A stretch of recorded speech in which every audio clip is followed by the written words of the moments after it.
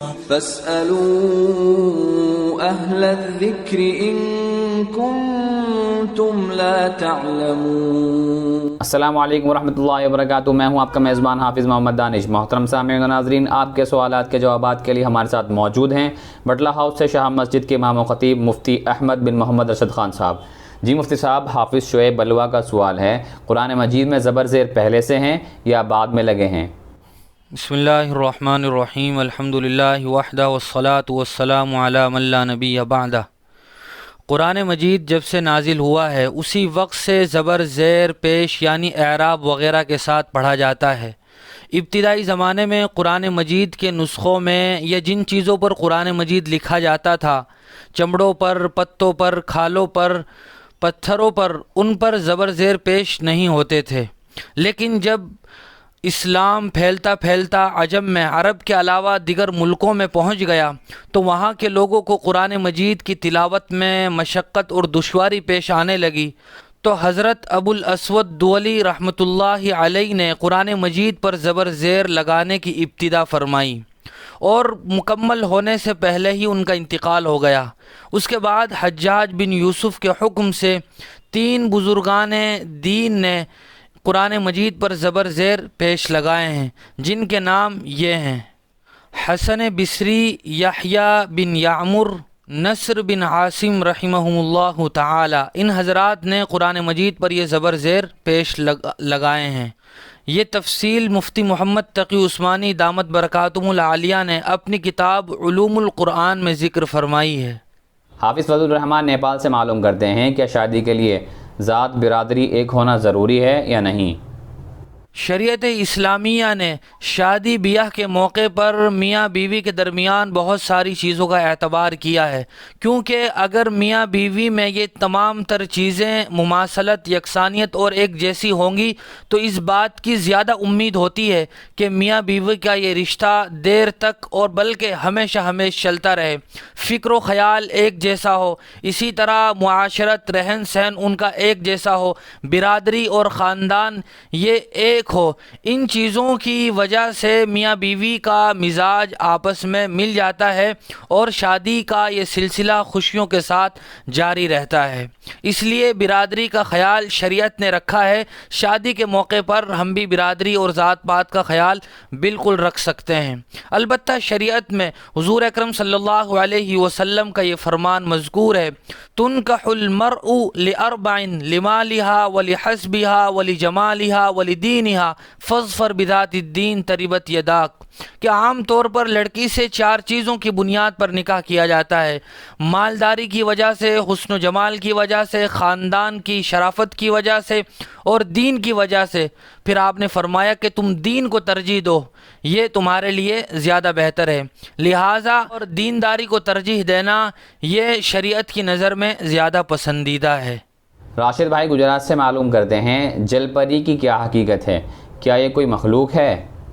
بعض لوگوں نے لکھا ہے کہ جل پری یہ جنوں کی فیمیل یعنی خواتین کو کہا جاتا ہے، اور ان میں بطور خاص جو خوبصورت ہو اس کو عام طور پر پری کہہ دیا جاتا ہے۔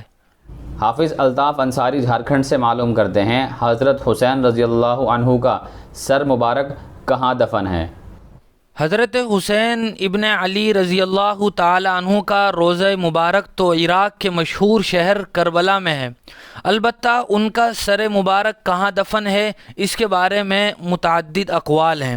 علامہ قرطبی علیہ الرحمہ بہت بڑے مفسر ہیں، وہ فرماتے ہیں کہ حضرت حسین ابن علی رضی اللہ تعالی عنہ کا سر مبارک حضرت فاطمہ اور حضرت حسن رضی اللہ تعالی عنہما کے پہلو میں دفن ہے۔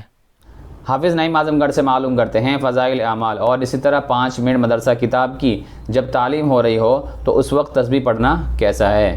اگر کوئی آدمی تبلیغی جماعت میں گیا ہوا ہو تو اس کے لیے تو بہتر یہی ہے کہ وہ اجتماعی اعمال میں شرکت کرے، انفرادی طور پر اپنی تلاوت میں یا اپنی تسبیح میں اوراد و وظائف میں مشغول رہنے کے بجائے جو کتابوں کی تعلیم ہو رہی ہو ان میں شرکت کرے۔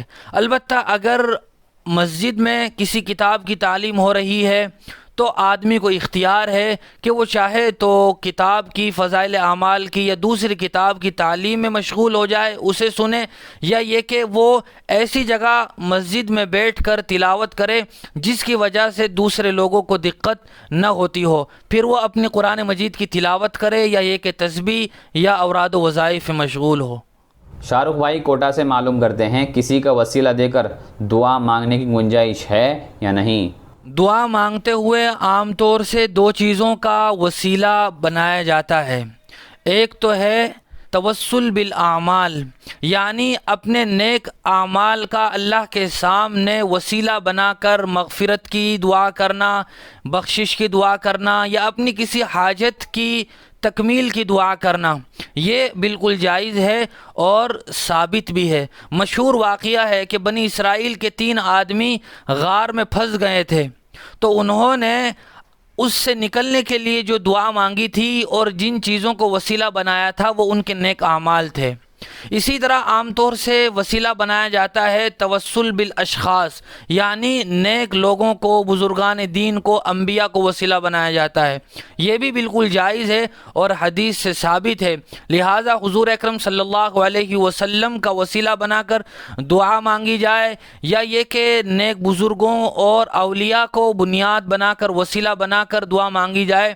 البتہ یہ بات یاد رکھنی چاہیے کہ صرف وسیلہ بنا کر دعا مانگنا جائز ہے، براہ راست ان سے مانگنا جائز نہیں ہے کہ ہم کسی خواجہ غریب نواز سے مانگنے لگیں، یا یہ کہ کسی دوسرے ولی اللہ کی قبر پر کھڑے ہو کر مانگنے لگیں۔ اسی طرح وسیلہ بنا کر دعا مانگنا یہ جائز ہے لیکن ضروری اور واجب نہیں ہے، بغیر وسیلے کے بھی دعا بالکل مانگی جا سکتی ہے۔ قاری عرفان فولاد نگر باغپت سے معلوم کرتے ہیں اگر کوئی شخص اللہ کے نام پر کھانا مسجد میں بھیج دے تو کیا امام صاحب کے لیے اس کو کھانے کی گنجائش ہے یا نہیں؟ جی ہاں، اگر کوئی آدمی اللہ کی رضا اور خوشنودی کے لیے اللہ کے نام پر کوئی کھانا بنا کر بھیجتا ہے یا کسی کو دیتا ہے تو اس کا کھانا بالکل جائز ہے، لیکن اللہ کے علاوہ کسی اور کے نام پر کھانا نہ بنایا جائے۔ حضرت حسین رضی اللہ تعالیٰ عنہ کے نام پر یا کسی پیر ولی کے نام پر کھانا بنا کر نہ بھیجا جائے، تو ایسا کھانا کھانا پھر جائز نہیں ہوگا۔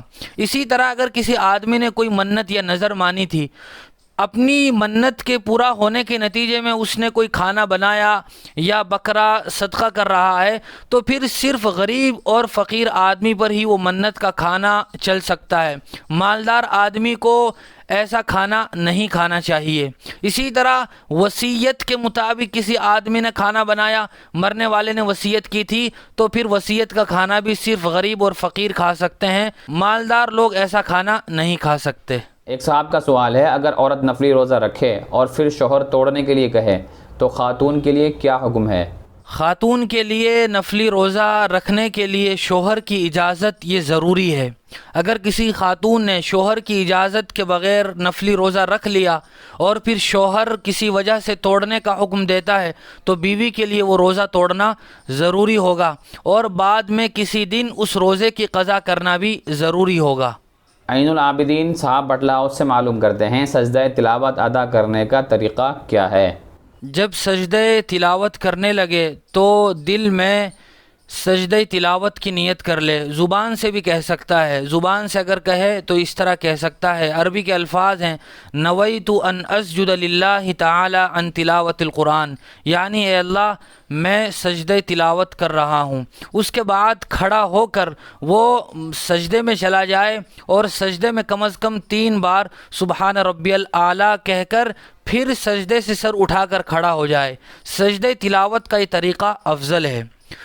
سجدہ تلاوت کے بعد سلام پھیرنا یہ کوئی ضروری نہیں ہے۔ اسی طرح کوئی آدمی بیٹھا ہوا تلاوت کر رہا تھا، تلاوت کے دوران آیت سجدہ آئی اور سجدے کی تسبیح کہہ کر پھر بیٹھ گیا تو اس طریقے سے بھی سجدہ تلاوت ادا ہو جائے گا، البتہ بہتر اور افضل طریقہ وہ ہے جو پہلے بیان کیا گیا۔ انہی صاحب کا دوسرا سوال ہے فجر کی نماز کا وقت ختم ہونے کے بعد 15-20 منٹ جو مکروہ وقت ہے اس میں قرآن کی تلاوت کرنا کیسا ہے؟ عین مکروہ وقت میں نماز پڑھنا یہ جائز نہیں ہے۔ تلاوت کرنا، تسبیح وغیرہ پڑھنا یہ سب کے سب نیک اعمال بالکل جائز ہیں۔ آفتاب عالم صاحب معلوم کرتے ہیں ایک بڑے جانور میں کتنے بچوں کا عقیقہ ہو سکتا ہے؟ جس طرح لڑکے کے لیے عقیقے میں بکرا بکری 2 بکرا بکری کر سکتے ہیں، اسی طرح جانور میں اس کے لیے 2 حصے لے سکتے ہیں۔ لڑکی کے لیے 1 بکرا یا کوئی 1 بکری کر سکتے ہیں، اسی طرح لڑکی کے لیے بڑے جانور میں 1 حصہ کافی ہے۔ لیکن اگر لڑکے کے لیے 2 حصوں کے بجائے 1 حصہ بھی لے لیا جائے تو یہ بھی عقیقے میں کافی ہو جائے گا۔ ایک خاتون کا سوال ہے، معلوم کرتی ہیں کچھ لوگ ایسا کہتے ہیں کہ کسی ایک ذکر کو 40 دن تک پڑھنے سے کوئی نقصان ہونے لگتا ہے، اس کی کیا حقیقت ہے؟ قرآن و حدیث میں ذکر کے بہت سے فضائل وارد ہوئے ہیں۔ آدمی کو کثرت کے ساتھ استغفار، درود شریف اور لا الہ الا اللہ کی تسبیح بھی پڑھنی چاہیے۔ البتہ لا الہ الا اللہ وغیرہ کی تسبیح پڑھتے ہوئے آدمی کو کسی بزرگ عالم دین سے، صلحاء سے مشورہ کرتے رہنا چاہیے کہ مجھے کتنی تعداد میں کتنے وقت تک تسبیح پڑھنی ہے۔ بسا اوقات ذکر کی تاثیر کی وجہ سے یا بہت زیادہ کسی ایک ہی کلمے کی تسبیح اور ذکر کر لینے کی وجہ سے آدمی کی طبیعت بگڑنے لگتی ہے۔ اس لیے علماء کی اور صلحاء کی رہنمائی میں آدمی کو ذکر کی تسبیحات پڑھنا چاہیے۔ بہت شکریہ مفتی صاحب آپ کا۔ محترم سامعین، اسی طرح کی مزید مسائل کی جانکاری کے لیے آپ اپنا سوال ہمارے کمنٹ باکس یا ڈسکرپشن میں بھی بھیج سکتے ہیں، اور ہمارے دار ارقم یوٹیوب چینل کو سبسکرائب کریں، ویڈیو کی نوٹیفیکیشن کے لیے بیل آئیکن کو دبائیں، ویڈیو کو لائک کریں، صدقہ جاریہ کی نیت سے ویڈیو کو شیئر بھی کریں۔ جزاک اللہ۔